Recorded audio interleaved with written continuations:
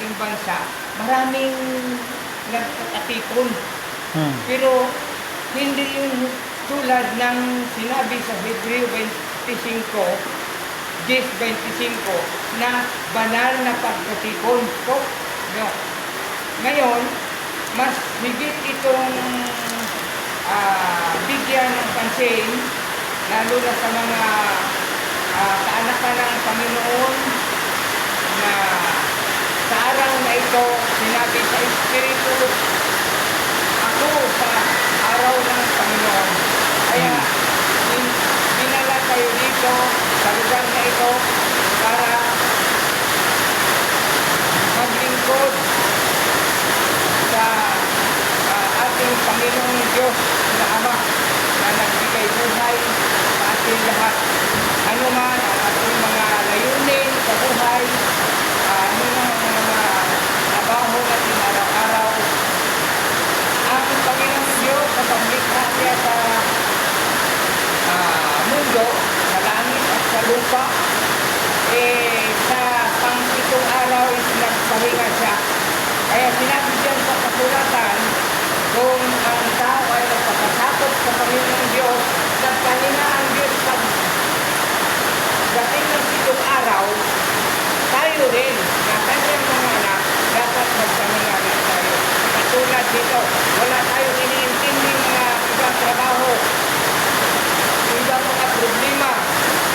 Hindi natin iniintindi yan kung ano sa ating kulturan o mga problema, kundi itutok natin doon na ating Panginoong Diyos na nagbigay buhay at kalakasan, ang kapangyarihan, katalinuhan at biyaya. Yun ang pinakadibit sa mga anak ng Panginoong Diyos na gumagalang sa kanyang batas na pinadala dito. Ay sabi diyan sa Biblia, walang batas na pinadala dito sa balat ng lupa galing sa itaas na hindi pinasihan ng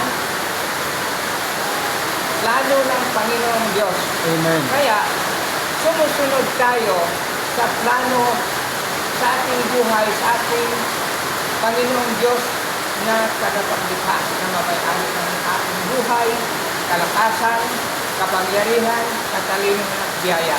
Yun ang pinaka-importante kung bakit nandito tayo ngayon. Masabi natin, kung doon tayo sa bahay natin, makakain, makainom o ititira dyan sa mga pangailangan. Ngayon, may sabi ang Biblia na di lamang ang tao nabuhay sa tinapay o mabubuhay sa tinapay, kundi sa lahat ng salita ng Panginoong Diyos na buhay na hindi natutulong sa pagtulong sa lahat ng mga anak. Hindi lang pala singular ang tulungan niya o isa lang, lahat. Generalis siya kung magtulong. Amen. Generalis siya kung magsalita at kung magligtas. Para sa lahat ang magandang balita ko, di ba? Ngayon, intindihin natin sa ating sarili. Hindi lamang ngayon. Kaya sinabi sa banal na kasulatan, sa Hebreo, sa iba pang partes sa kasulatan, Jesus, yesterday, now and forever. Si Pinoong Jesus, kahapon, ngayon at magpakailanman, hindi mawala. Amen.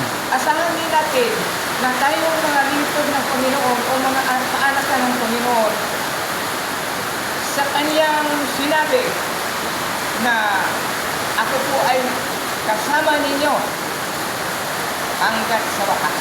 Amen. Kung may mga kapatiran man tayo